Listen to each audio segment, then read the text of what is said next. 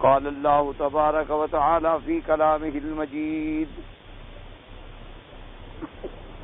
أعوذ بالله من الشيطان الرجيم. بسم الله الرحمن الرحيم. والشمس وضحاها والقمر إذا تلاها والنهار إذا جلاها والليل إذا يغشاها والسماء وما بناها والأرض وما طحاها ونفس وما سواها فألهمها فجورها وتقواها قد أفلح من زكاها وقد خاب من دساها. سورۃ الشمس یہ بھی ان صورتوں میں سے ہے جو سور مکیہ کہلاتی ہیں، یعنی نازل ہوئی ہجرت سے پہلے ہمارے آقا حضرت محمد مصطفیٰ صلی اللہ علیہ وسلم. کیونکہ راجح قول مفسرین کا یہی ہے کہ جو صورتیں قبل ہجرت نازل ہوئی ہیں وہ سور مکیہ ہیں، چاہے جہاں بھی نازل ہوئی ہوں، یعنی جس جگہ بھی اتری ہوں ان کو مکیہ کہا جاتا ہے. اور جو صورتیں ہجرت کے بعد نازل ہوئی ہیں چاہے وہ کہیں نازل ہوئی ہوں ان کو سور مدنیہ کہا جاتا ہے. دراصل ان کی تقسیم ہو گئی باعتبار تقسیم حیات رسول اللہ کے صلی اللہ علیہ وسلم، چونکہ حضور پاک صلی اللہ علیہ وسلم کی حیات مطہرہ، حیات منورہ اور مبارکہ کو بھی علماء نے دو حصوں میں تقسیم کیا ہے کہ ایک آپ کی حیات مکیہ ہے، یعنی جو ہجرت سے قبل آپ کا وقت مبارک گزرا ہے، اور ایک حیات مبارک حیات مدنیہ ہے جو ہجرت کے بعد میرے آقا کا وفات مبارک تک وقت گزرا ہے. اس کو کہا جاتا ہے حیات مدنی اور اس کو کہا جاتا ہے حیات مکی. تو لہذا جو حیات مکی میں صورتیں اتری ہیں وہ صورتیں بھی مکیہ کہلاتی ہیں، اور جو حیات مدنیہ میں اتری ہیں وہ صورتیں بھی مدنیہ کہلاتی ہیں. اور اسی کے ساتھ یہ بات بھی ذہن میں رہے تو اللہ کے قرآن کے سمجھنے میں انشاءاللہ آسانی ہوگی کہ میرے آقا کی حیات مبارکہ جو حیات مکیہ ہے یعنی ہجرت سے قبل، وہ حیات مبارک جو تھی خالص اللہ کی توحید کے بیان کے لیے. چونکہ سب سے پہلے یہ ہوتا ہے کہ داعی اپنا دعویٰ پیش کرتا ہے، اور تمام انبیاء، تمام اللہ کے رسولوں کا دعویٰ جو ہے وہ اللہ کی توحید کا سمجھانا ہے، اللہ کی توحید کی طرف دعوت دینا ہے، اللہ کی توحید کی طرف لوگوں کو بلانا ہے، اور لوگوں کو اللہ کے سوا جتنے آلہہ ہیں، جتنے انداد ہیں، جتنے اصنام ہیں، جتنے اوثان ہیں، یا من دون اللہ جن جن چیزوں کی لوگ عبادت کرتے ہیں ان سے ان کو چھڑانا ہے. تو اس لیے پوری مکی زندگی میں آپ نظر ڈالیں تو حضور پاک صلی اللہ علیہ وسلم نے سارا زور مبارک جو ہے وہ اپنے اس دعوے پہ صرف کیا ہے جس دعوے کے لیے اللہ تبارک و تعالیٰ نے انہیں مبعوث فرمایا.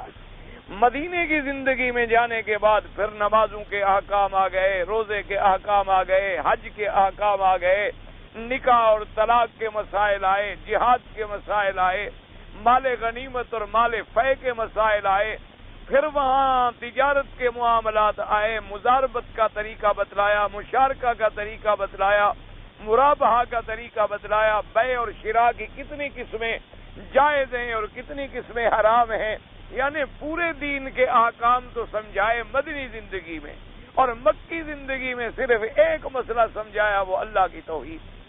اسی سے آپ اندازہ کریں گے توحید کتنا اہم مسئلہ ہے. تو اب سارے قرآن میں جب آپ نظر ڈالیں گے تو آپ دیکھیں گے جن جن صورتوں کے ساتھ مکی کا لفظ لکھا ہوگا یعنی ہجرت سے پہلے اترنے والی صورتیں، ان میں زیادہ تر مسئلہ جو ہے وہ اللہ کی توحید اور انبیاء علیہم السلام کی نبوت اور رسالت اور مرنے کے بعد کا اٹھنا اور قیامت، کیونکہ یہ بنیادی مسائل، اسی لیے ان صورتوں میں انہی چیزوں پر زیادہ زور ہے۔ آپ جب مدنی صورتوں میں جائیں گے تو ان میں بھی توحید اور رسالت کا ذکر ہے، ان میں بھی اثبات بعث اور معاد کا ذکر ہے، لیکن ساتھ ساتھ پھر احکام بھی آ گئے، تعزیرات بھی آ گئیں، حدود اللہ بھی آ گئے اور مسائل کا ذکر بھی آیا۔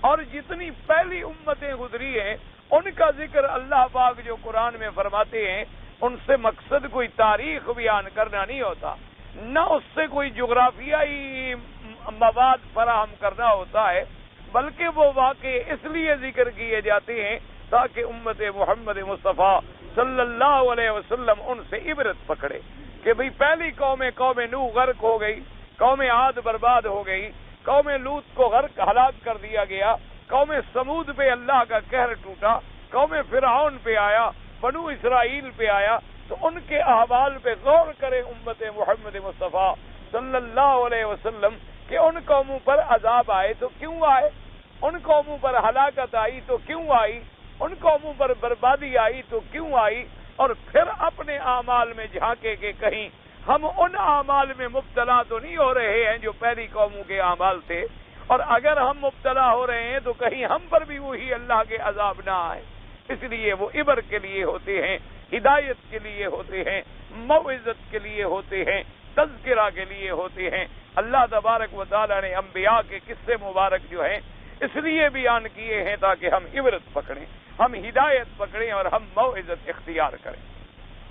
تو اب یہ سورت مبارک جو ہے یہ سورت بھی مکیہ ہے، تو اس کے اندر بھی کیا ہے، دلائل قدرت کا اظہار ہے، اور پھر اس کے بعد میرے اللہ تبارک و تعالی نے بڑے موجز، جامع، معنی، کامل، مکمل چند جملوں کے اندر پوری حیات انسانی کا خلاصہ بیان فرما دیا ہے کہ کون ہے جو کامیاب ہے اور کون ہے جو خسارے میں ہے۔ اس لیے اس سورت کا مرکزی مضمون بھی کیا ہے، فلاح انسانیت اور ہلاک انسانی، کہ انسانیت کی فلاح کس چیز میں ہے، کامیابی کس چیز میں ہے، اور انسان کی ہلاکت اور بربادی اور تباہی کس چیز میں۔ اس لیے فرماتے ہیں والشمس وضحاہا، سب سے پہلے اللہ تبارک و تعالی یعنی پھر قسمیں کھائی، چونکہ یہ قاعدہ ہوتا ہے کہ قسم جو ہے یہ آخری حل ہوتا ہے، یعنی قسم کے بعد پھر باقی کیا رہ جاتا ہے۔ جب ایک آدمی پر آپ کوئی بات کرتے ہیں وہ کہتے ہیں ٹھیک ہے جی میں اس معاملے میں حلف کھاتا ہوں، قسم کھاتا ہوں، تو اب معاملہ یعنی انتہا پہ چلا گیا کہ معاملہ قسم تک آ گیا۔ اور ایک قسم وہ ہے جو مخلوق کھائے، ایک قسم وہ ہوتی ہے جو اللہ کا ولی کھائے، اور ایک قسم وہ ہے جو اللہ کا نبی کھائے، اور ایک وہ قسم ہے جو خود خدا کھا لے۔ اور اس کے بعد بھی اگر بندے کو ہدایت نہ ملے اور بندہ مسئلہ نہ سمجھے تو پھر اس کی اپنی بربادی اور اس کی اپنی تباہی کا پھر کوئی علاج نہیں ہے۔ تو اس لیے اللہ نے یہاں بھی قسمیں کھائی، فرمایا والشمس وضحاہا، فرمایا قسم ہے مجھے سورج کی جب وہ روشن ہو، والشمس وضحاہا، اور یاد رکھیں ضحا کا معنی ہوتا ہے جب سورج اوپر آتا ہے نا جی، ایک وقت ضحا جسے کہتے ہیں، جیسے کہ آپ نے موسیٰ علیہ السلام کے قصے میں بھی پڑھا تھا کہ موسیٰ علیہ السلام کو جب فرعون نے کہا کہ آپ کا اور ہمارے مناظرے کا اور مقابلے کا کون سا دن ہونا چاہیے اور کون سا وقت ہونا چاہیے، تو آپ نے فرمایا موعدکم یوم الزینۃ وان یحشر الناس ضحا، آپ نے فرمایا تمہارا ہمارا موعد جو ہے وہ تمہارا عید والا دن ہے، اور وقت اس وقت ہوگا جب سورج اوپر آ کے ضحا کا وقت ہو جائے۔ اس لیے علماء نے فرمایا ایک ہوتا ہے اشراق اور ایک ہوتا ہے ضحا۔ یاد رکھیں ایک ہے طلوع شمس، کیا مانا کہ سورج نکلا، اور ایک ہے وقت صلاۃ الاشراق، کہ اشراق کی نماز پڑھنے کا وقت، نماز پڑھنے کا جو وقت ہے، یاد رکھیں اس کے لیے جو حدیث مبارک میں فضیلت آئی ہے، میرے آقا نے فرمایا، حضور اکرم صلی اللہ علیہ وسلم نے فرمایا کہ جو آدمی صبح کی نماز پڑھ کے مصلی پہ رہے، یعنی اسی جگہ پہ بیٹھا رہے اور بغیر کسی عذر کے وہاں سے نہ اٹھے، ہاں اب یہ علیحدہ بات ہے کہ آپ نے نماز طواف میں پڑھی، پھر طواف والوں کے لیے آپ کو جگہ خالی کرنی ہے اور آپ پیچھے آ گئے، یا آپ نے نماز پڑھی صف اول میں، پھر آپ نے درس پڑھنا ہے یا درس سننا ہے یا پڑھانا ہے، اس کی وجہ سے آپ پیچھے آ گئے تو یہ معاف ہوتا ہے، یہ منع نہیں ہوتا۔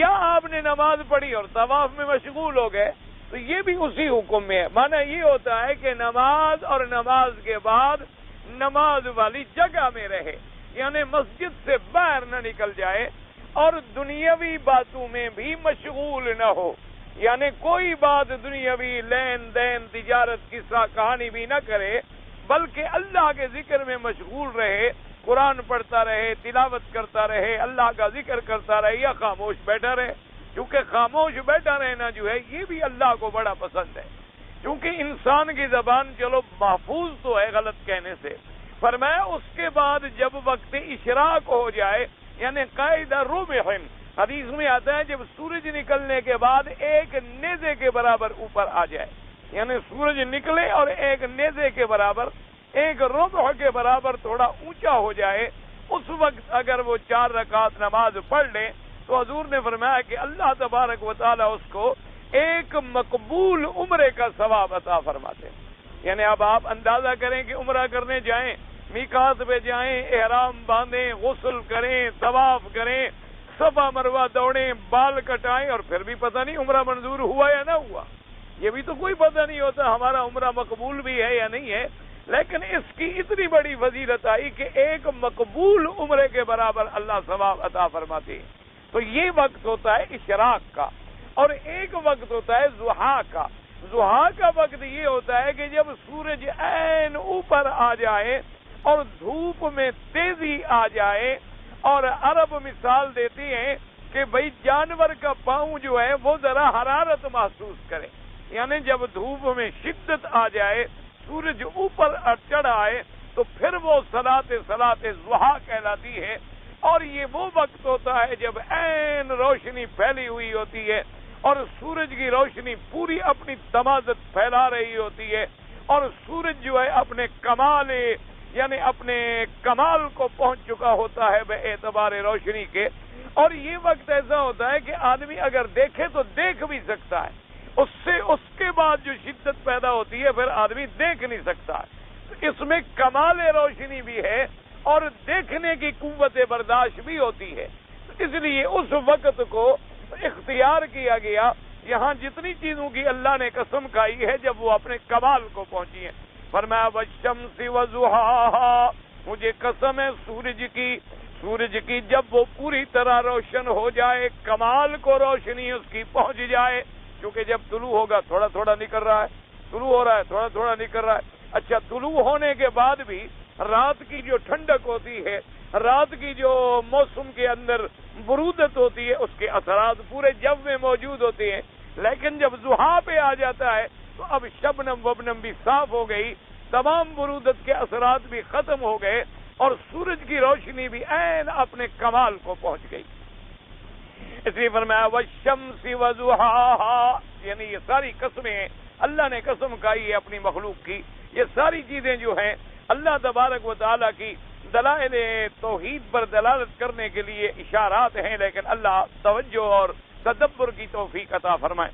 اور یہ پہلی قسم یاد رکھیں، فرمایا والقمر اذا تلاها، اور فرمایا مجھے قسم ہے چاند کی جب اس کے پیچھے آئے، تبعها، تلاها مانا کیا مانا کہ جب سورج ڈوب جاتا ہے تو اس کے بعد پھر چاند آتا ہے، اس کے بعد چونکہ دن ختم ہو گیا اب رات آ گئی، تو دن کو جو کمال ہے وہ ہے سورج کا، اور رات کو جو روشنی ہے وہ ہے چاند کی، لیکن یاد رکھیں لفظ ہے والقمر اذا تلاها، تلاها کا معنی جب پیچھے آئے، اس کے بالکل پیچھے آئے، کیا معنی؟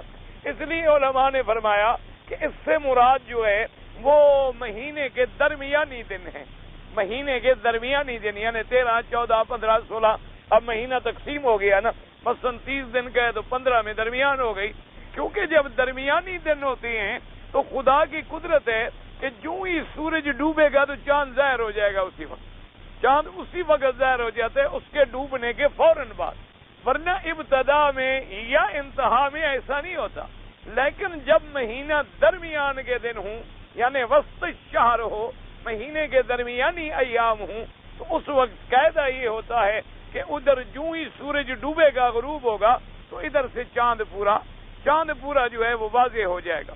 اور اس وقت یہ بھی ہوتا ہے کہ چاند پورا بھی یعنی غروب کے فوراً بعد نکل آتا ہے اور ہوتا بھی پورا ہے۔ کیا مانا بھائی؟ یعنی ابتدا کے اندر تو ہلال ہے، جب چاند دیکھتے ہیں تو ایسے ہوتا ہے جیسے ایک خط کھینچا ہوا ہو بال کی طرح، پھر اس میں ایسا ایسا ایسا بڑھتا گیا اور 13-14 کی رات میں آگے بدر کامل بن گیا۔ اب وہ عین پورا ٹکڑا بن جاتا ہے، بدر کامل بن جاتا ہے۔ تو جب سورج غروب ہوتا ہے، ایک تو نکل جلدی آتا ہے اور ایک دوسرا وہ بھی کامل ہوتا ہے۔ اچھا، اسی کے ساتھ یہ بھی یاد رکھ لیں کہ یہاں شمس کو اللہ نے مقدم فرمایا ہے قرآن میں، اور چاند کا ذکر جو ہے وہ بعد میں کیا گیا ہے۔ تو اس کے بارے میں ہمیشہ یاد رکھیں، بعض علماء کرام نے فرمایا کہ یہ تقدیم تاخیر جو ہے یہ بھی کمال بلاغت و فصاحت ہے کہ کبھی کلام میں ایک چیز کو مقدم کر دیا جاتا ہے اور ایک چیز کو مؤخر کر دیا جاتا ہے، کیونکہ جب اسلوب جدید ہوتا ہے تو پڑھنے والا اور سننے والے کی توجہ جو ہے وہ زیادہ ہوتی ہے۔ ورنہ یہ ہے کہ اب آگے جا کے آپ پڑھیں گے واللیل اذا یغشی، تو وہاں رات کو مقدم ذکر کر دیا گیا، اور کئی مقامات پر جو ہے رات مقدم ہے اور دن مؤخر ہے، کبھی دن مقدم ہے اور رات مؤخر ہے۔ تو اس لیے بعض علماء نے فرمایا کہ یہ بھی بلاغت و فصاحت کا ایک انداز ہے، اور اللہ کا قرآن تو اللہ کا کلام ہے، اس سے بڑا فصاحت اور بلاغت کسی میں ہو ہی نہیں سکتی۔ تو اس لیے ایک جواب علماء نے یہ دیا، اور بعض علماء نے فرمایا کہ نہیں، حکمت ہوتی ہے کہ سورج کا روشنی جو ہے وہ ذاتی اصلی روشنی ہے، اور چاند کی روشنی جو ہے وہ سورج سے مستعار ہے، یعنی سورج کی تو اللہ نے اپنی روشنی رکھی ہے، چاند کی اپنی روشنی نہیں ہوتی، بلکہ سورج کی روشنی منتقل ہوتی ہے چاند میں۔ جب وہ منتقل ہوتی ہے چاند میں تو گویا چاند روشنی لینے میں سورج کا محتاج ہے۔ اس لیے اللہ نے سورج کو پہلے ذکر کیا جو اصل تھا، اور جو اس سے روشنی لینے والا تھا اس کو بعد میں ذکر فرمایا۔ پہلے اللہ نے قسم کھائی شمس کی، اور اس کے بعد اللہ تبارک و تعالی نے قسم کھائی چاند کی۔ ہمیشہ یہ یاد رکھ لیں۔ تو بہرحال، اور یہ بھی دیکھ لیں خدا کی قدرت ہے کہ ایک چیز جب اپنے مقام سے یعنی منتقل ہو جائے، بدل جائے، تو اس کا حکم بھی بدل جاتا ہے اور اس کی اصلیت بھی تبدیل ہو جاتی ہے، یعنی اس کی جو اثرات ہیں وہ بھی تبدیل ہو جاتے ہیں۔ کیا مانا؟ اب جب سورج کے اندر روشنی ہوتی ہے تو اس کی تمازت کا عالم دیکھیں کہ دن کی سورج کی روشنی میں آپ کو حرارت محسوس ہوگی، گرمی ہوگی، اور جوں جوں دھوپ چڑھے گی آپ پسینہ پسینہ ہو جائیں گے، لیکن چاند کی روشنی ٹھنڈی ہوگی، حالانکہ روشنی تو وہی ہے، روشنی تو اسی سورج سے آ رہی ہے چاند میں، لیکن محل بدل گیا ہے، جگہ بدل گئی ہے۔ پہلے وہ روشنی اس سورج والے کرے میں تھی، اور اب وہ روشنی جو ہے چاند والے کرے میں منتقل ہو گئی، تو ایک کرے سے دوسرے کرے میں منتقل ہونے سے دونوں کی کیفیت بدل گئی، یعنی دن کی سورج میں حرارت ہے اور چاند کی روشنی میں برودت اور ٹھنڈک ہے۔ اور اس کو ایک دوسری مثال میں بھی سمجھ لیں، یعنی اگر آپ دن میں عین سورج بالکل کمال پہ پہنچا ہوا ہو، آپ اس کے سامنے یوں کپڑا رکھ لیں تو اس کو آگ نہیں لگے گی، لیکن گرم ہو جائے گا، لیکن آگ نہیں بھڑک اٹھے گی۔ لیکن اگر آپ ایک آتشی شیشہ لے لیں اور اس کو کپڑے کے اوپر رکھیں اور اس کو سورج کی شعاؤں کے سامنے کریں، وہی سورج کی شعائیں جب اس شیشے سے گزریں گی تو اس کو آگ لگا دیں گی۔ تو اس کا مطلب ہے کہ جب وہ جگہ بدلی تو حکم بھی بدل گیا۔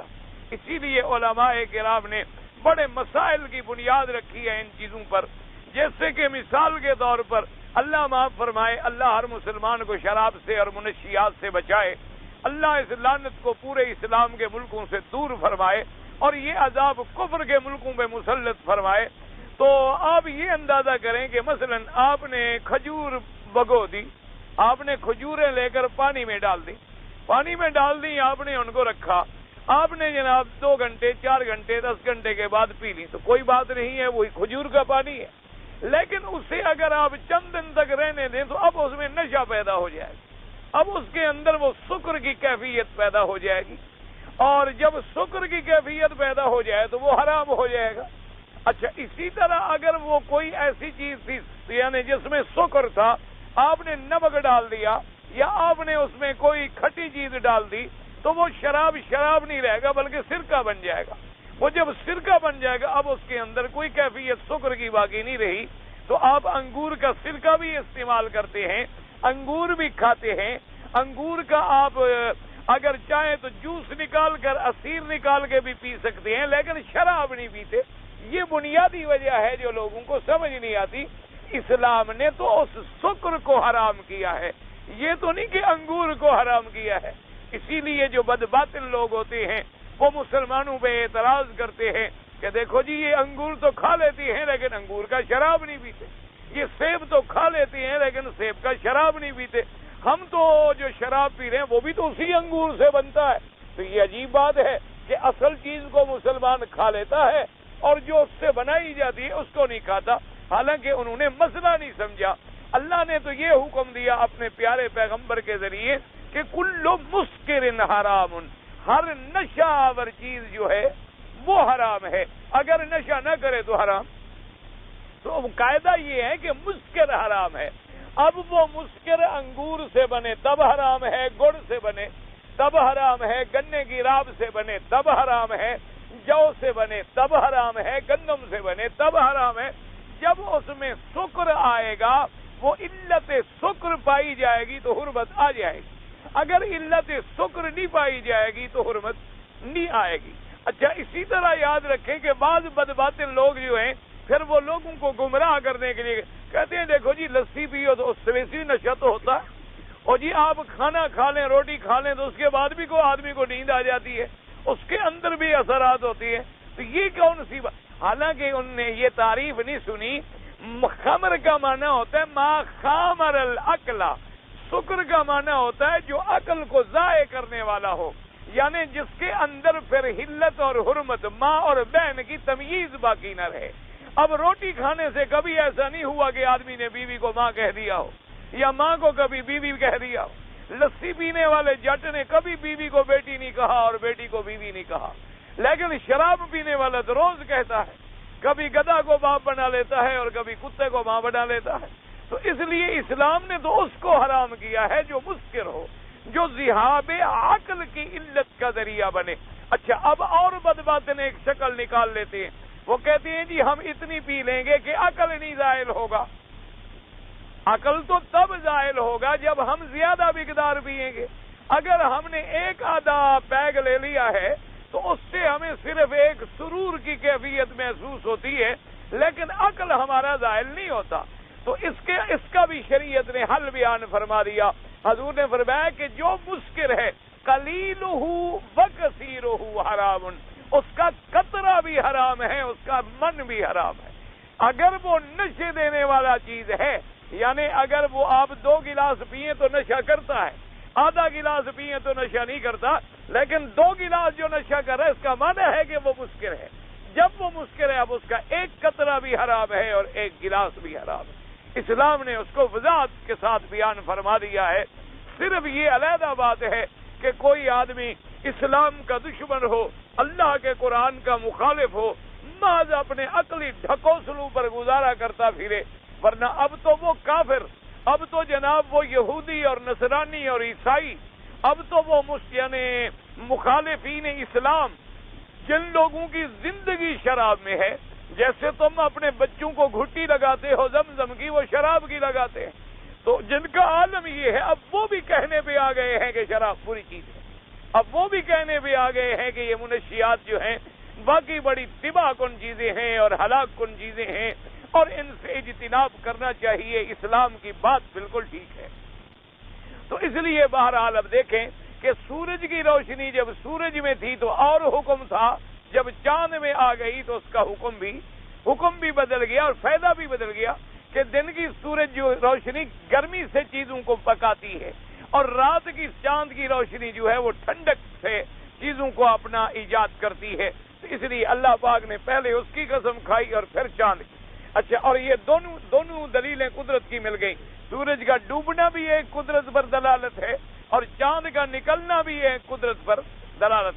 فرمایا والشمس وضحاها والقمر اذا تلاها والنهار اذا جلاها واللیل اذا یغشاها. اب قسم آئی دن کی. اللہ نے فرمایا مجھے قسم ہے دن کی جب وہ پورا روشن ہو جائے، کمال کو پہنچی. واللیل، اور قسم ہے مجھے رات کی، اذا یغشاها، جب رات اپنے اندھیرے میں آ کے ڈھانپ لے سب کو، ظلمت اپنے اندر چھپا لے سب کو. یغشا کا معنی ہوتا ہے کسی چیز کے اوپر آ کے چھا جانا، تو اندھیرا آ کر بھی چھا جاتا ہے، ہر چیز کو اپنی آغوش میں لے لیتا ہے. اب حالانکہ دیکھیں پہلے قسم کس چیز کی تھی؟ سورج کی. سورج کا تعلق کس سے ہے؟ دن کے ساتھ ہے. اور اس کے بعد قسم کس کی تھی؟ قمر کی. قمر کا تعلق کس سے ہے؟ رات سے. حالانکہ آگے دیکھیں دن پہلے آ گیا، رات بعد میں آ گئی.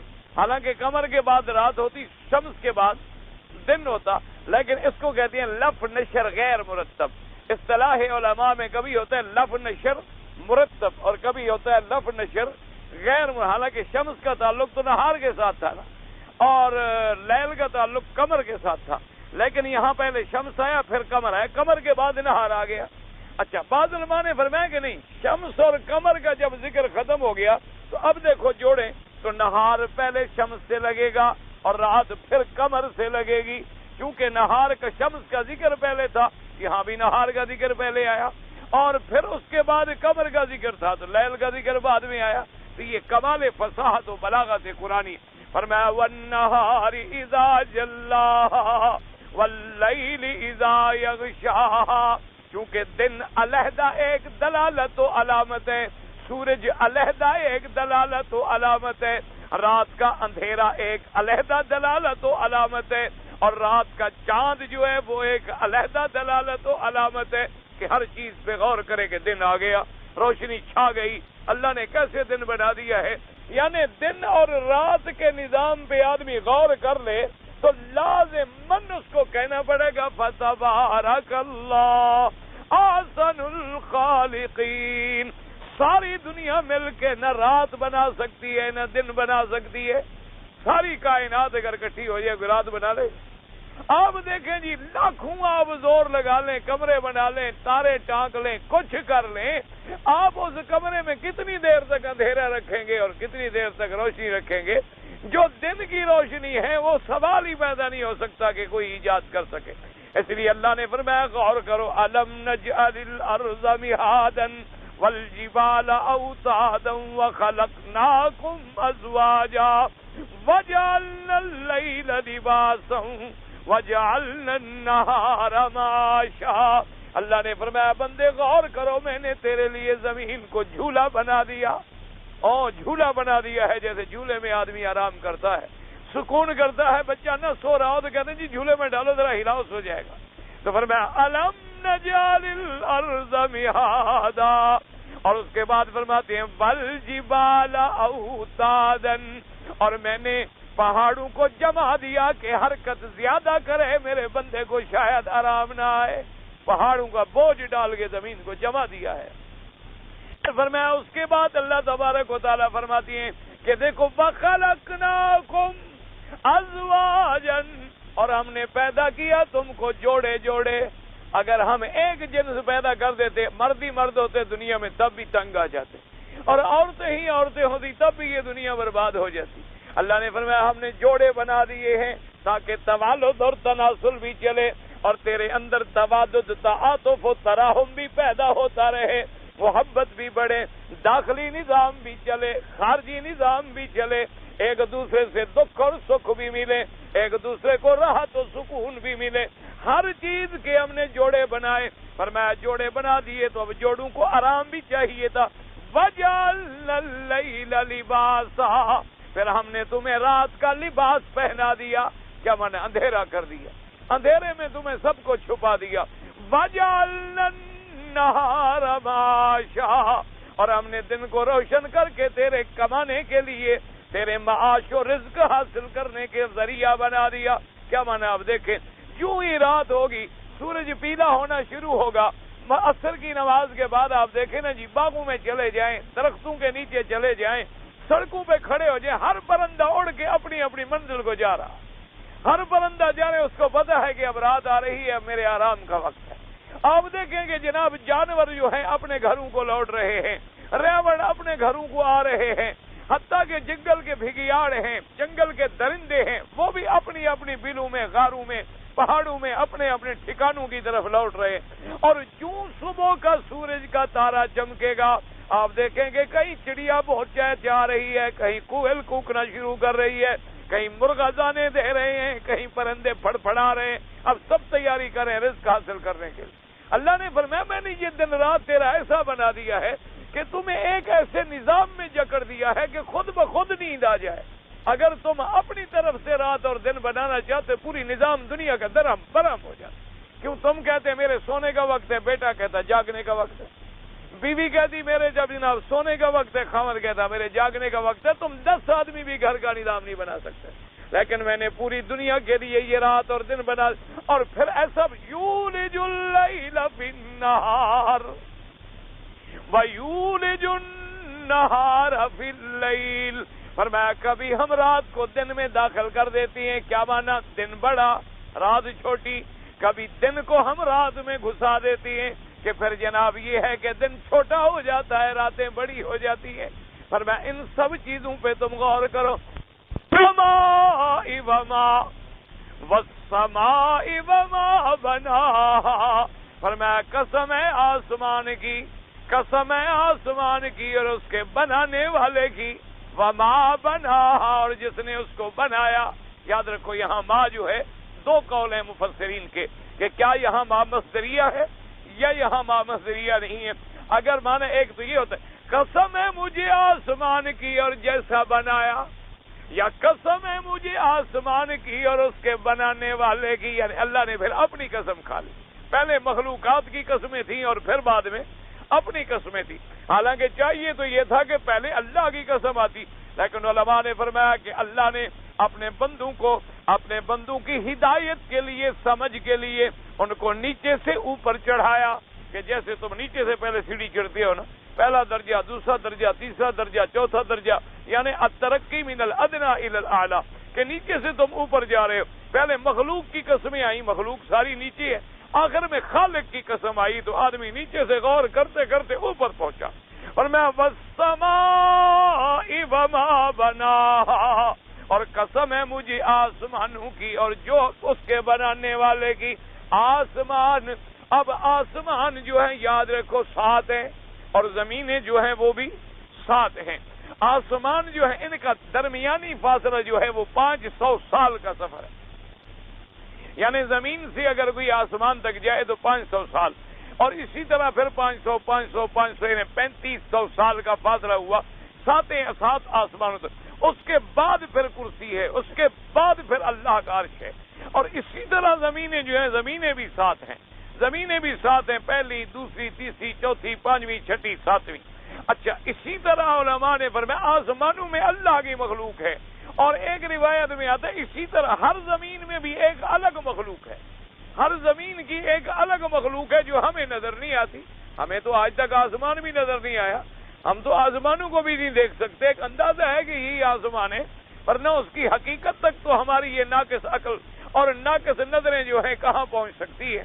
تو اس لیے فرمایا کہ اب اس میں، اور فرمایا زمین کے اندر بھی مخلوق ہے، اور بعض روایات میں وہ روایات تو کتب متقدمہ سے ہیں جن کے بارے میں کوئی آدمی یہ بات نہیں کہہ سکتا کہ وہ کتنی صحیح ہیں اور کتنی غلط ہیں، کیونکہ جب یہودیوں نے اللہ کی تورات کو بدل ڈالا ہے تو ان کی کتابوں کا کیا اعتبار ہے؟ جن لوگوں نے اللہ کی کتاب بدل ڈالی ہو، جن لوگوں نے انجیل بدل ڈالا ہو، اللہ کی کتاب بدل ڈالی ہو۔ عیسیٰ علیہ السلام کے ماننے والوں کے پاس 4 انجیل ہیں، یعنی مسلمانوں تم اللہ کا کروڑوں شکر ادا کرو، اور سارے اب بھی دل سے کہہ دو الحمدللہ کہ 1400 سال گزر گئے، آج بھی معجزہ محمد مصطفیٰ اللہ کا قرآن مسلمانوں کے پاس الف سے لے کر والناس تک محفوظ موجود ہے، جس کی زیر و زبر میں بھی فرق نہیں آیا۔ یہ شرف ملا ہے تو صرف امت محمد مصطفیٰ کو ملا، یعنی آپ اندازہ کریں کہ کمیونزم نے، اشتراکیت نے 70 سال تک لوگوں کو روٹی کپڑا مکان اور درانتی اور ہتھوڑے کے چکر میں رکھا اور کوشش کی، مسجدیں مسمار کر دی گئی، مدارس کو مٹی میں ملا دیا گیا، کتابوں کو جلا کے دریا برد کر دیا گیا، اسلام کا نام لینا جرم قرار دے دیا گیا۔ لیکن 70 سال کے اس ظلم و تشدد کے بعد جب اللہ کا عذاب ان پہ ٹوٹا اور ان کی قوت کو خدا نے ٹکڑے ٹکڑے کر دیا، آج پھر انہی ریاستوں میں، آج پھر اس امام بخاری کی بستیوں میں، آج پھر اس امام ترمذی کی بستیوں میں، آج پھر امام نسائی کی سرزمین میں اللہ کا قرآن پھر گونج رہا ہے، اور وہ اپنی پارلیمنٹ میں حلف لیتے ہیں تو قرآن پہ ہاتھ رکھ کے لیتے ہیں۔ یعنی قرآن آج بھی زندہ ہے، دنیا کی کوئی طاقت نہ مٹا سکتی۔ قرآن ہے، اور یہ شرف اگر ملا ہے تو صرف امت محمد مصطفیٰ کو ملا صلی اللہ علیہ وعلا آلہ وصحابہ وسلم تسلیما کثیرا کثیرا۔ کاش کے مسلمان اس قرآن کو سینے سے لگاتے، کاش کے مسلمان اللہ کی اس کتاب کو اپنا ہادی اور رہبر بنا لیتے، کاش مسلمان قرآن کی روشنی میں آ کر اپنے مسائل اقتصادی اور معاشی اور دنیاوی اور سیاسی کو حل کرتے، کاش یہ غافل انسان اس کتاب کی عظمت کو پہچانتے، تو پھر تمہیں پتہ چلتا کہ آج دنیا جو اپنی ترقی کے معراج پہ پہنچی ہوئی ہے اور جو دعویٰ کرتی ہے اپنے عقل کا اور فہم کا، ان سے پوچھو کہ تمہارے پاس تمہارے نبی کی کتاب کہاں ہے؟ کہاں ہے تمہارے نبی عیسیٰ علیہ السلام کی وہ کتاب؟ وہ 4 انجیل پیش کریں گے، 4 انجیل پیش کریں گے کہ یہ انجیل مقوقس ہے اور یہ انجیل لوقا ہے اور یہ انجیل یوحنا ہے، اور سارے کہتی ہیں، وہ کہتا ہے یہ غلط ہے، وہ کہتا ہے یہ غلط ہے، وہ کہتا ہے یہ غلط ہے، وہ کہتا ہے یہ غلط۔ یعنی 4 کتابیں اس وقت ان کے پاس انجیل کے نام سے موجود ہے، اور سارے کہتی ہیں غلط ہے۔ ہم کہتے ہیں تم سارے سچ کہتے ہو، سارے غلط ہیں، اس میں کوئی شک نہیں ہے۔ سب سے بڑا دعویٰ کرنے والے یہودیت کا، جنہوں نے اپنے مذہب کو ایک قوم بنو اسرائیل میں جکڑ کے رکھ دیا۔ جیسے دیکھو نا جی، بعض قومیں ہوتی ہیں تمہارے ہاں کہ وہ اپنی برادری سے باہر رشتہ نہیں کرتے، وہ کہتے ہیں جی ہم اپنے خون کو مکس کرنا نہیں چاہتے۔ اسی طرح یہ بدبخت قوم جو ہے اپنے مذہب میں کسی اور کو داخل کرنے کے لیے تیار نہیں جب تک وہ اسرائیلی نہ ہو۔ جنہوں نے اپنے مذہب کو اتنا محدود رکھا، اتنا جکڑ کے رکھا، ان سے پوچھو کہاں ہے تورات تمہاری موسیٰ علیہ السلام کی؟ کہاں ہے وہ تورات؟ لیکن آج اگر امت محمد مصطفیٰ کہ 7 سال کے بچے کو بھی کھڑا کر دو، الف سے لے کر والناس تک قرآن یاد سنا دے، یہ معجزہ ہے حضرت محمد مصطفیٰ کا، اور یہ معجزہ ہے اللہ کے کلام کا کہ آج بھی وہ من و ان من الف الی والناس جو ہے محفوظ ہے اور قیامت تک محفوظ ہے۔ نہ آج تک کوئی رد و بدل ہوا ہے، نہ قیامت تک کوئی طاقت رد و بدل کر سکتی ہے۔ لیکن کاش، دعا کرو اللہ مسلمانوں کو پھر قرآن کے ساتھ جوڑ دے۔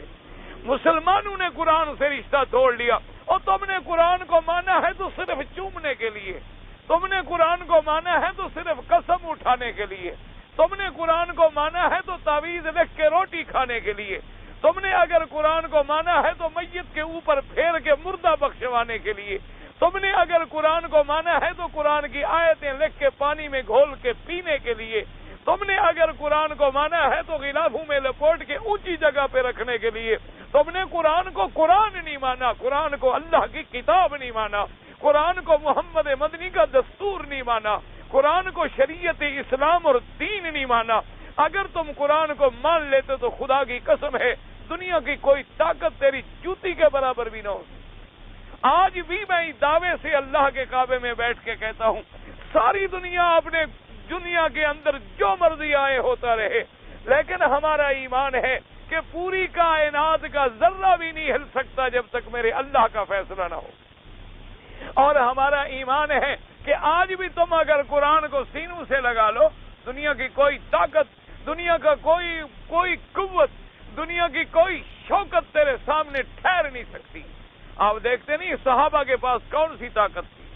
وہ معزز سے زمانے میں مسلمان ہو کر، اور ہم خوار ہیں آج تارے کے قرآ ہو کر۔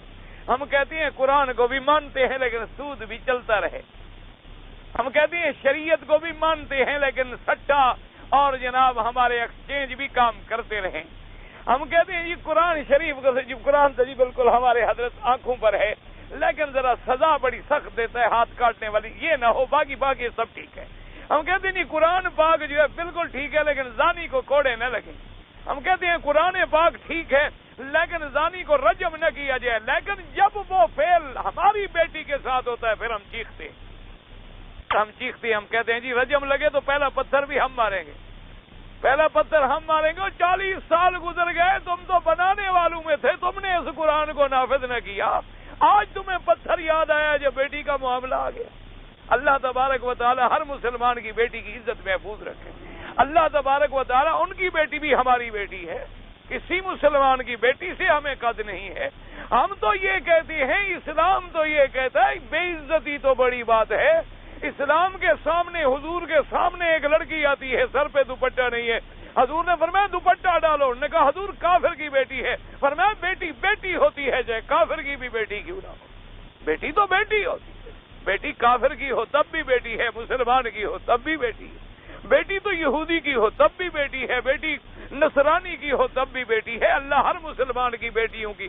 لیکن یاد رکھو اگر رجم تم نافذ کر دیتے، جس طرح تم نے کہا تھا کہ ہمارے ملک کا نام اور مطلب کیا ہے لا الہ الا اللہ، اگر تم لا الہ الا اللہ سے مخلص ہو جاتے اور پہلے دن حاصل کرنے کے بعد قرآن و سنت کو لاگو کر دیتے، آج کسی کی بیٹی کی عزت خراب نہ ہوتی، آج کسی کی بیٹی کی عصمتوں کے سودے نہ کیے جاتے، آج کسی بیٹیوں کو اغوا نہ کیا جاتا، آج کسی بیٹیوں کو تیرے اپنے اہلکار، تیرے اپنے عہدیدار زبردستی اقتدار کی نوک پہ آ کے بے عزت نہ کرتے، بلکہ دنیا دیکھتی 2 آدمی رجم ہو جائے پورا ملک ٹھیک ہو جائے، 2 آدمی صرف نمونہ تو بنا دیں آپ دنیا میں۔ اسلام کہتا ہے سزا نہ ملے تو جرم کی جڑ کٹ جائے، یہ نہیں کہ جرم کا پودا لگا رہے اور پروان چڑھتا رہے کہ ایک آدمی زنا کرے 1 سال کے لیے جیل بھیج دو، عورت کو بھی مرد کو بھی، عورت بھی یعنی جیل میں چلی جائے وہاں مجرم بن کے باہر نکلے اور مرد بھی مجرم بن کے باہر نکلے، جب دونوں آئے تو پھر ساری زندگی زنا میں لگے رہیں۔ تمہارا قانون اسلام کہتے ہیں نا، جرم کا قلعہ کما کرو، جرم کی جڑ کاٹ دو، یہ درخت پھر اگے کیوں؟ اس درخت کو جڑوں سے نکال کے ہمیشہ کے لیے ختم کر دو تاکہ پھر دنیا کے اندر جرم کا وجود نہ ہو۔ اسلام جرم ختم کرتا ہے، تیرے قانون جرم پیدا کرتے ہیں۔ اسلام انصاف کرتا ہے، تیرا قانون فیصلہ کرتا ہے۔ فیصلے تمہارے پاس ہوتے ہیں، انصاف اسلام میں ہوتا ہے۔ اس لیے اگر آپ دیکھیں آج بھی قرآن پاک کے ایک ایک لفظ پہ نظر ڈالیں، سبحان اللہ، ایسے معلوم ہوتا ہے جیسے ابھی ابھی جبریل امین اتار کے گئے ہوں۔ اس کی تازگی میں فرق نہیں، اس کی قوت میں فرق نہیں، اس کی حقیقت میں فرق نہیں، اس کی صداقت میں فرق نہیں، اس کی روشنی میں فرق نہیں۔ فرق صرف اگر ہے تو ہماری زبانوں میں ہے، فرق اگر صرف ہے تو ہمارے ایمانوں میں ہے۔ جیسے ایک آدمی نے پوچھا حضرت عبداللہ ابن عمر سے رضی اللہ عنہما، اس نے کہا کہ حضور پہلے تو ہم سورۃ فاتحہ پڑھ کے پھونک دیتے تھے شفا ہو جاتی تھی، تو اب تو جناب کوئی نہیں ہوتا۔ انہوں نے فرمایا وہ زبان کہاں سے لاؤں جو پھونکنے والی تھی؟ قرآن تو وہی ہے، اللہ کا کعبہ تو وہی ہے، پر طواف کرنے والا پاؤں محمد مدنی کا نہیں ہے۔ کعبہ وہی ہے لیکن باہر پھرنے والا صدیق عمر عثمان و علی نہیں ہے۔ حجر اسود تو وہی ہے لیکن چومنے والا حسن و حسین نہیں ہے۔ اسلام تو وہی ہے، قرآن وہی ہے، لیکن آج پڑھنے والے ہم ہیں، نہ پڑھنے والے مخلص رہے ہیں نہ سننے والے مخلص رہے ہیں۔ پڑھنے والوں نے قرآن کو کاروبار بنا لیا ہے، معاف کرنا اللہ معاف کرے، پڑھنے والوں نے قرآن کو گلی گلی بیچا ہے، شبینہ پڑھائیں گے پیسہ لیں گے، قرآن بیچتے ہیں۔ جو مولوی قرآن بیچے گا اس کی زبان میں اثر ہوگا۔ شبینہ پڑھنے کا پیسہ، ختم شریف کا پیسہ، کل شریف کا پیسہ، ختم صغیر کا پیسہ، ختم کبیر کا پیسہ، مردے کو نہلانے کا پیسہ، مردے کو دفنانے کا پیسہ، مردے کے جناب پھر چیلم کرنے کا پیسہ، انہوں نے قرآن کو کاروبار بنا دیا، قرآن کو بیچ ڈالا گیا۔ انا للہ و انا الیہ راجعون۔ اللہ تبارک و تعالی رحمت فرمائے۔ اور لوگوں نے بھی یہ سمجھ لیا کہ جی ہم چوم لیتے ہیں، سبحان اللہ، سینے کو ٹھنڈ پڑ جاتی ہے جی جب منہ سے لگاتے، یہ بھی خیال کرتے اس طرح آج پھیرا تھا کہ کل۔ قرآن کو جو لگا رہے ہو چہرے سے، قرآن کو جو چوم رہے ہو، تو اسی قرآن میں تو حکم ہے داڑھی کا، اسی قرآن میں تو حکم ہے تیرے منہ سے بدبو اور گندگی کی ہوا نہ آئے، اسی قرآن میں تو حکم ہے 5 وقت مسواک کرنے کا، اسی قرآن میں تو حکم ہے تیری زبان سے سچ بولنے کا، اسی قرآن میں تو حکم ہے اس منہ سے حلال کھانے کا، اسی قرآن سے تو حکم ہے اس زبان کو اللہ کے ذکر کرنے کا۔ جب وہ نہیں ہے تو گتے چومنے سے ہم آسمان پہ چڑھ جائیں گے۔ اللہ تبارک و تعالیٰ سے دعا کرو اللہ ہمیں صحیح معنوں میں قرآن کا پھر تابع کر دے، اللہ مسلمانوں کا قرآن سے جوڑ بنا دے اور کفر سے توڑ کر دے۔ اللہ تبارک و تعالیٰ ہمارے دلوں میں پھر قرآن کی عظمتوں کو روشن کر دے۔ اب دیکھیں جی، فرماتے اسی نظام پہ صرف غور، وَالسَّمَاءِ وَمَا بَنَاهَا۔ اب چاہے آسمان کی ہمیں باریکی سمجھ نہ آئے، لیکن یہ تو پتہ ہے کہ اوپر آسمان ہے اور نیچے زمین ہے۔ اللہ نے فرمایا ان چیزوں پہ غور کرو، اور جن کو تم نے خدا بنایا ہوا ہے ایمان سے کہو، ایک سورج بنا سکتے ہیں، ایک چاند بنا سکتے ہیں، رات بنا سکتے ہیں، وہ جناب دن بنا سکتے ہیں، آسمان بنا سکتے ہیں۔ اس لیے قرآن پاک فرماتا ہے میرے بندے، جن کو جو تو نے میرا معبود بنا رکھا ہے، کبھی درختوں کے آگے کھڑا ہے، کبھی بتوں کے آگے کھڑا ہے، کبھی جناب کسی کو تم نے بھگوان کا درجہ دے دیا، کسی کو داتا کا دے دیا، کسی کو ان داتا کا دے دیا، کسی کو ایشور کا دے دیا، کسی پہ پھول چڑھاتے ہو، کسی پہ سیس نبھاتے ہو، کسی پہ جا کے نظر نیاز چڑھاتے ہو۔ فرمایا ان سے پوچھو انہوں نے کوئی مکھی بھی بنائی ہے؟ انہوں نے پوری دنیا کے اندر کبھی کوئی مکھی بھی بنائی ہے؟ یا ایک مکھی مردہ ہو اس میں زندگی ڈالنے کے اختیار بھی رکھتے ہیں؟ اس لیے قرآن بار بار ان چیزوں پہ نظر دوڑاتا۔ فرمایا وَالسَّمَاءِ وَمَا بَنَاهَا، اور کوئی کہتے تو فرمایا وَالْأَرْضِ وَمَا طَحَاهَا، اور قسم ہے مجھے زمین کی اور اس کے بچھانے والے کی، یعنی یہ بھی اللہ کی قسم، وَمَا طَحَاهَا، کہ ہم نے زمین کو کیسے بچھا دیا۔ تمہیں تو آج تک زمین کے ربوں کا بھی پتہ نہیں، تمہیں تو آج تک زمین کے طول و عرض کا بھی پتہ نہیں، اور پتہ ہے تم جس زمین پہ رہتے ہو یہ ربع مسکون ہے، یہ ربع مسکون ہے۔ کیا معنی؟ یعنی 3 حصے سمندر میں ہیں، یہ صرف ایک حصہ ہے، باقی 3 حصے تو سمندر میں ڈوبے ہوئے ہیں، پانی میں ڈوبے ہوئے ہیں۔ پانی میں صرف ایک حصہ ہے جس میں پوری دنیا بس رہی ہے، یہ ربع مسکون ہے۔ ربع مسکون کا تم پتہ نہیں چلا سکے تو سارے کا پتہ کیسے چلاؤ گے؟ فرمایا وَالْأَرْضِ وَمَا طَحَاهَا، زمین کا لفظ آیا، مراد 7 زمینیں ہیں، کیونکہ اللہ نے پھر ان کو بھی 7 بنایا۔ تو بعض علماء کہتے ہیں کہ پہلی زمین پہ بندے ہیں اور جن ہیں، اور وہ کہتے ہیں کہ نیچے والی زمینیں جو ہیں ان کے اندر جو ہیں وہ پھر اور حیوانات ہیں، اور اسی طرح کہتے ہیں بعض زمینیں ایسی ہیں جس میں کیڑے اور مکوڑے اور حشرات ہیں، بعض زمینیں کہتے ہیں ایسی ہیں جس کے اندر کوئی ایسی مخلوق ہے جانوروں کی شکل کی جن کی حقیقت کو کوئی نہیں جانتا۔ بہرحال یہ اقوال ہیں، قرآن پاک نے اس پہ روشنی ڈالی۔ قرآن صرف اتنی بتاتا ہے کہ زمینیں ہیں اور زمینیں 7 ہیں، اور سب سے نیچے والی زمین جو ہے وہاں سجین ہے، وہاں جہنم ہے، اور وہی مرکز ارواح کفار ہے، وہی ان کا دفتر بھی ہے، وہی ان کے ارواح کا قید خانہ بھی ہے، اور وہی وہ جہنم بھی ہے جسے قیامت میں اللہ ظاہر فرما دیں گے۔ جہنم تو موجود ہے لیکن اس دن صرف اس کو ظاہر کر دیا جائے۔ فرمایا وَالْأَرْضِ وَمَا طَحَاهَا، اور فرمایا قسم ہے مجھے وَنَفْسٍ وَمَا سَوَّاهَا، مجھے قسم ہے نفس کی، ذات کی، انسان کی، اور جیسے اس کو بنایا، کہ کیسے ہم نے اس کو بنایا ہے، کیسے اللہ تبارک و تعالی نے اس کی تقویم پہ نظر ڈالو یا اس کی فطرت اور جبلت اصلی پہ نظر ڈالو۔ ان ساری چیزوں کے بعد کیا فرمایا فَأَلْهَمَهَا فُجُورَهَا وَتَقْوَاهَا، پھر ہم نے، مجھے قسم ہے ان 7 چیزوں کی، ہر انسان، ہر نفس کو ہم نے سکھلا دیا، الہام کیا، بتلا دیا، جتلا دیا، اس کا برا بھی اور اچھا بھی، یعنی ہر انسان کے اندر دونوں صلاحیتیں ہیں، خیر کی بھی اور شر کی بھی صلاحیتیں دونوں ہیں۔ خیر کی صلاحیتیں بھی انسان کے اندر ہیں اور شر کی بھی، اور پھر اللہ نے ہر بندے کو اختیار بھی دیا ہے کہ وہ چاہے تو اپنے اختیار سے خیر کو اختیار کرے، چاہے تو شر کو اختیار کرے، اور اسی اختیار پہ قیامت پہ سزا ملے گی۔ یہ جو کہتے ہیں نہیں جب تقدیر نے لکھ دیا جی ہم کیا کریں، نہ، اللہ نے ہر بندے کو یہ بھی بتلا دیا فَأَلْهَمَهَا فُجُورَهَا، کہ یہ شر ہے، وَتَقْوَاهَا، اور یہ اللہ سے بچنے کا راستہ ہے۔ اب اس کے ذریعے کیا بنا ہے؟ ایک فرشتے کی ڈیوٹی لگا دی، ایک شیطان لگا دیا۔ فرشتہ اچھے کاموں کی طرف ہدایت کرتا رہتا ہے اور شیطان برے کاموں کی طرف ہدایت کرتا ہے. پھر ہر انسان کو اللہ نے جیسے دیکھو نا جی تمہیں دیکھنے کی طاقت دی ہے کہ نہیں؟ اب آنکھیں بند کر، اب آنکھیں کھول لو، تو دیکھنے کی بھی طاقت دی اور بند کرنے کی بھی، زبان دی اور ہونٹ بھی بس، اب بولو تو بولنے کی بھی. یہ اختیار ہے جو اللہ نے تمہیں دیا. اسی اختیار پہ تمہیں سزا ملے گی اور جزا ملے گی کہ اس اختیار کو تم نے اللہ کے قرآن میں استعمال کیا، ثواب ملے گا. گالی دینے میں استعمال کیا تو تمہیں سزا ملے گی. یہ نہیں کہ تقدیر نے لکھ دیا تو مجبور ہو کے گناہ کرو. یہ لوگوں کو بلا وجہ آئے گی جی حالت. فَأَلْهَمَهَا فُجُورَهَا وَتَقْوَاهَا. اور آگے خلاصہ کیا نکالا؟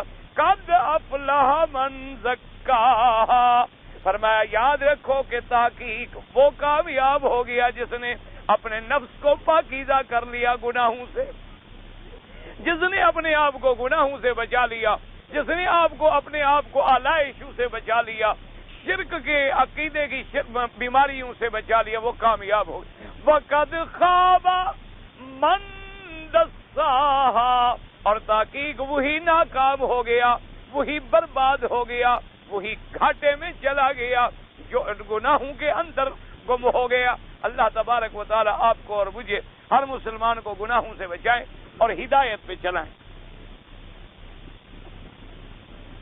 حضرت علی رضی اللہ تعالیٰ عنہ کی پیدائش جو ہے کہاں ہوئی ہے اور ان کے والد کا نام جو ہے کیا ہے؟ ان کے والد کا نام ابی طالب کنیت ہے. علی ابن ابی طالب بڑا مشہور نام ہے. اور حضرت علی کی پیدائش جو ہے وہ مکہ مکرمہ میں ہوئی ہے. بعض کتابوں میں جو لکھا ہے کہ کعبے کے اندر ہوئی ہے. پہلی بات تو یہ یاد رکھیں کہ کعبے کے اندر اگر پیدائش ہو جائے تو وہ فضیلت کی بات نہیں ہے. ایک بات یاد رکھیں، کیونکہ اگر کعبے کے اندر کی ولادت فضیلت کی وجہ ہوتی تو پھر میرا مدنی کعبے کے اندر پیدا ہوتے. حضور صلی اللہ علیہ وسلم تو باہر پیدا ہوں اور غلام اندر پیدا ہو.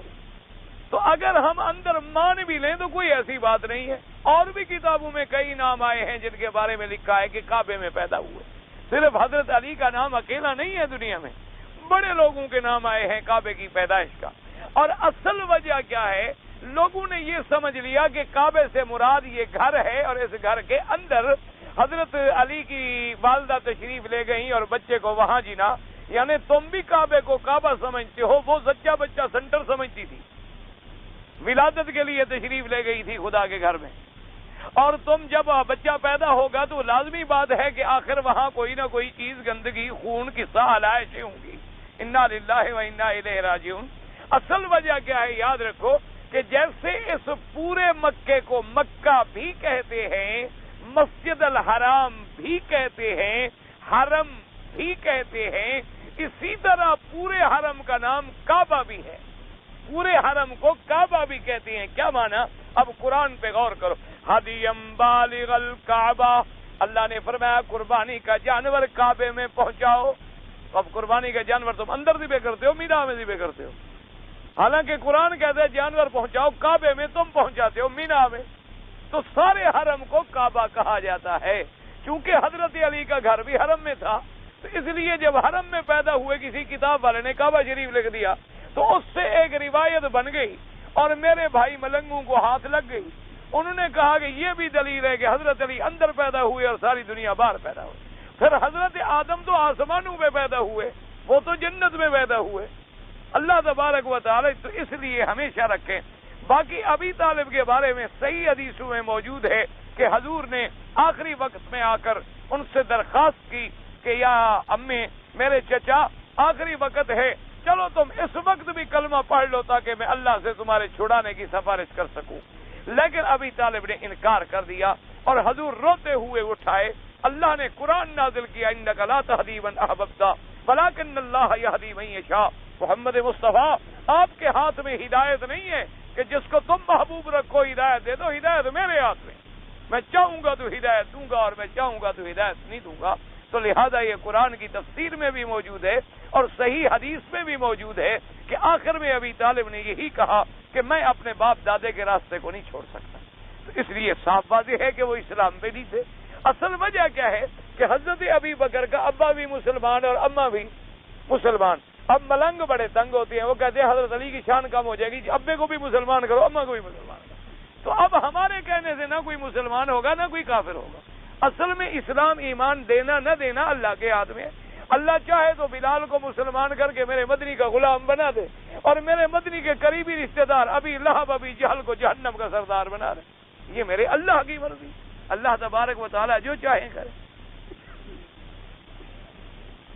کہتے ہیں جی کہ ہمارے ہاں شادی میں ایک رسم ہے کہ لوگوں گھر والے پوچھتے ہیں کہ کیا میاں بیوی نے ہم بستری کر لی ہے، تو جب وہ کہتے ہیں کر لی ہے تو پھر وہ جانور ذبح کرتے ہیں۔ یہ تو آپ نے کوئی نئی بات سنی ہے۔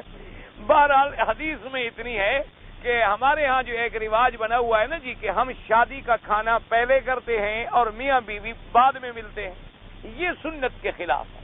جیسے ہمارے ہاں ایک رواج ہوتا ہے نا جی کہ آج جی شادی کی دعوت ہے، کیا مانا آپ کھانا کھا لیا دوستوں نے اور پھر اسی رات بیوی جو ہے خاوند کے گھر پہنچا دی گئی، یہ شادی۔ حالانکہ حکم یہ ہے کہ شادی ہو جائے دوسرے دن کرو ولیمہ، شادی ہو جائے دوسرے دن ولیمہ کیا جائے۔ حضور پاک نے ایک صحابی کو پوچھا، اس کے کپڑے پہ کچھ پیلا سا رنگ تھا، آپ نے فرمایا یہ کیا لگ گیا تمہیں؟ تو اس نے کہا حضور میں نے شادی کی ہے تو شاید بیوی کا وہ تیل لگ گیا ہو۔ تو آپ نے فرمایا کہ شادی کی اولم ولو بشاتن، اگر تمہاری زیادہ طاقت نہ ہو تو ایک آدھی بکری ذبح کر کے دوستوں کو دعوت تو کھلاؤ، ولیمہ تو کھلاؤ۔ ولیمہ تو اصل دعوت ولیمہ جو ہے وہ بعد میں ہوتی ہے، پہلے نہیں ہوتی۔ تو اگر اس کا مراد یہی ہے کہ میاں بیوی کے ملنے کے بعد ہوتی ہے تو پھر تو ٹھیک بات ہے۔ اور اگر یہ کوئی رسم ہے کہ باہر آدمی ڈنڈا لے کے کھڑا رہے، پوچھے جی آپ نے مل لیا آپ جانور ہم ذبح کریں، تو یہ پھر بے وقوفی کی انتہا ہے۔ اللہ تبارک و تعالی ہدایت عطا فرمائے۔ میں قضا نمازیں پڑھنا چاہتا ہوں، اگر قضا تمہاری اتنی زیادہ ہے تو ترتیب کا کیا، پھر ہمت کرو، سب سے پہلے توبہ کرو، سب سے پہلے توبہ کرو کہ آئندہ کبھی قضا نہیں کروں گا، اور اس کے بعد جتنی ہو سکے یاد کر کے پڑھتے رہو، ہر نماز کے بعد جتنا اللہ توفیق دے۔ بلکہ علماء نے لکھا ہے کہ نفل وغیرہ نہ پڑھو، تم وہی قضا نمازیں ادا کرنے کی کوشش کرو، کیونکہ نفل پڑھو گے نہیں پڑھو گے ثواب زیادہ سے زیادہ ثواب نہیں ہوگا نا، لیکن وہ تو تمہارے ذمے ہیں، جب تک تم زندہ ہو ادا کرنے کی کوشش کرو۔ اس لیے بہرحال وہ ترتیب تب ہوتی ہے کہ کسی کی 2 نمازیں یا 3 نمازیں رہ گئی تو اب اس کو چاہیے کہ ہر نماز کے مطابق ترتیب سے ادا کرے، وہاں ترتیب ہوتی ہے۔ تو جہاں ہماری سالوں کی قضا ہے اللہ معاف کرے۔ اگر ایک آدمی پاکستان سے سیدھا مکہ مکرمہ بغیر احرام کے میقات سے گزر جائے، 3-4 دن کے بعد عمرہ کرے تو ایک بکری بطور دم ادا کرے۔ اس کو احرام باندھنا چاہیے تھا، ہوائی جہاز سے آئے تو ایئرپورٹ سے، اور بحری جہاز میں آئے تو یلملم سے، کیونکہ وہ مکے میں بغیر احرام کے آ گیا، عمرہ بھی اس نے بعد میں کیا، ایک بکری بطور دم یعنی لے کر ذبح کرے حرم میں اور غریبوں کو کھلا دے، خود نہ کھائے۔ کچھ لوگ جو ہیں وہ ہنڈی سے رقم بیچتے ہیں پاکستان میں۔ بہرحال یہ ہے کہ بھائی اگر اسلامی ملک کو نقصان پہنچے تو ہنڈی سے نہ بھیجا جائے، کیونکہ قاعدہ یہ ہے کہ یہ رقمیں جب بھیجی جاتی ہے نہ پتہ نہیں پھر بلیک ہوتی ہے، پتہ نہیں کیا کیا ہوتی ہیں۔ بہرحال تفصیلات کا علم جو ہے وہ تو لوگوں کو ہوگا۔ اگر اسلامی ملک کا نقصان ہے تو ایسی چیزوں سے بچیں۔ جدے میں رہنے والوں کا عمرے کا کیا حکم ہے؟ کوئی حکم نہیں، کوئی پابندی نہیں، اگر کرنا چاہے جب آئے احرام باندھ کے کر لے، نہ کرے تو کوئی پابندی نہیں ہے۔ ہنڈی کا پیسہ اگر مجھے ملے تو خرچ ہو سکتا ہے، کوئی حرام تو نہیں ہو جاتا، کیونکہ مثلا دیکھو نا جی وہ قاعدہ تو وہی کا وہی ہے کہ جیسے آج آپ مثلا 1 ریال کے 7 روپے دیتے ہیں، وہ 7.25 دے دیتے ہیں، بات تو وہی ہے۔ منع تو صرف اس لیے ہے کہ جو قانونی راستے سے جائے گا اس کا ملک کو فائدہ ہوگا، اور غیر قانونی راستے سے فائدہ بلیک میلر کو ہوگا، اسمگلر کو ہوگا، ملک کو نہیں ہوگا۔ تو اس کا مطلب ہے کہ ملک کو نقصان پہنچانا جو ہے وہ ناجائز ہے، ورنہ تو وہ ریٹ ہے، جو ریٹ چل رہا ہے آج 6 ہو جائے، کل 7 ہو جائے، پرسوں 8 ہو جائے، پھر 4 ہو جائے، پھر 3 ہو جائے، یہ تو کوئی بنا نہیں ہوتا۔ اگر میں نے کسی کو ہنڈی کے ذریعے پیسے بھجوا دیے ہیں اور وہ حج پہ ہے، کوئی بات نہیں، اس کا حج بالکل ٹھیک ہے، اس کے حج کو کیا ہے، تم چوری کے بھی بھجوا دو، اس کا تو حج ہو جائے گا، اس کے حج کو کچھ نہیں ہوتا۔ حرام کا گناہ آئے گا تو تم پر آئے گا، اس کو کچھ نہیں ہوتا۔ بیوی بیمار ہے، صحت کے اللہ سب کو شفا عطا فرمائے، بلکہ دعا کریں۔ آج میرے ایک دوست ہیں، ان کا ابھی شاید اس وقت آپریشن ہو رہا ہوگا ہارٹ کا، کہیں وہ ہے پورٹ لینڈ میں، اللہ شفا کاملہ عطا فرمائے، اللہ ہر بیمار کو شفا عطا فرمائے، اللہ جن کے آپریشن ہیں ان کو بھی کامیاب فرما، اور جو بیمار ہیں ان کو شفا کاملہ صحت عاجلہ عطا فرما، اور ہم سب مسلمانوں کی ظاہری، باطنی، روحانی، جسمانی، عقیدے کی سب بیماریاں دور فرما۔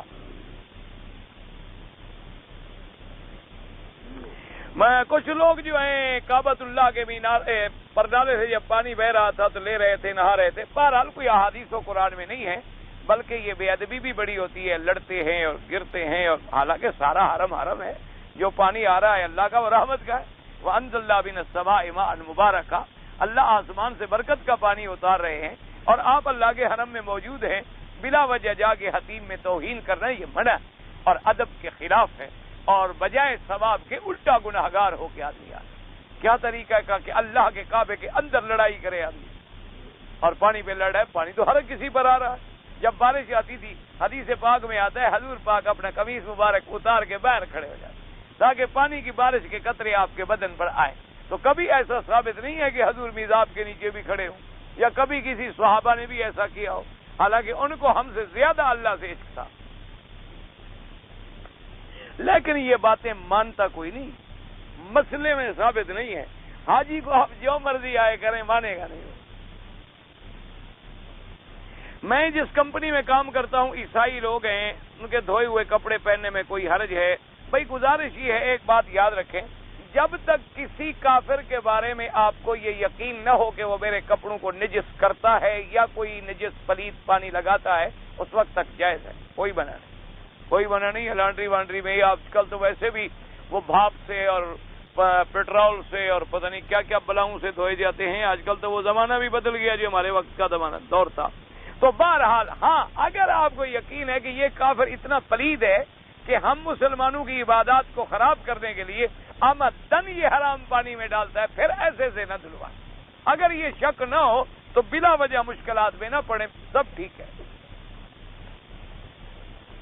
اگر مجھے یہ پتا نہ ہو کہ یہ عیسائی ہے یا مسلمان ہے تو بس اس کو کہہ سکتے، اگر یقین ہو کہ کافر ہے والسلام علی من اتبع الہدی، اور اگر آپ کو یہ یقین نہیں تو آپ السلام علیکم کہنے، وہاں اللہ کے فرشتے بھی ہوتے ہیں، اللہ کے جن بھی ہوتے ہیں، مسلمان ہوگا اس پہ سلامتی پہنچے گی، کافر ہوگا تو سلامتی سے ویسے محروم ہے۔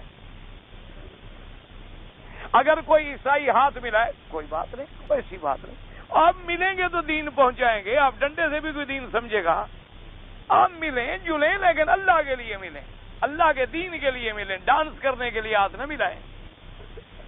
آج لوگ باہر سے مزدور لے آتے ہیں اور وہ دھوکہ دیتے ہیں، اللہ پاک ان کو بدلہ لے گا، کوئی کسی سے دھوکہ کرے گا، کوئی کسی سے فریب کرے گا، اور سرزمین حرم میں کرے گا، عرب ہو عجم ہو کوئی بھی ہو، اللہ تبارک و تعالیٰ اس کو سزا دیں گے۔ ہم کیا کر سکتے ہیں یا آپ کیا کر سکتے ہیں؟ اور جب کوئی ویزے لے کے جاتے ہیں بیچتے ہیں، جو بندوں کو بیچیں ان کو خدا سمجھے، اللہ تبارک و تعالیٰ ہدایت دے۔ اگر جہاں جو کبوتر پالے جاتے ہیں وہ ذبح ہو سکتے ہیں، ہاں ہو سکتے ہیں۔ شکار کرنا جنگلی جانور کا منع ہے، پالتو جانور مرغیاں ہیں، کبوتر ہیں اور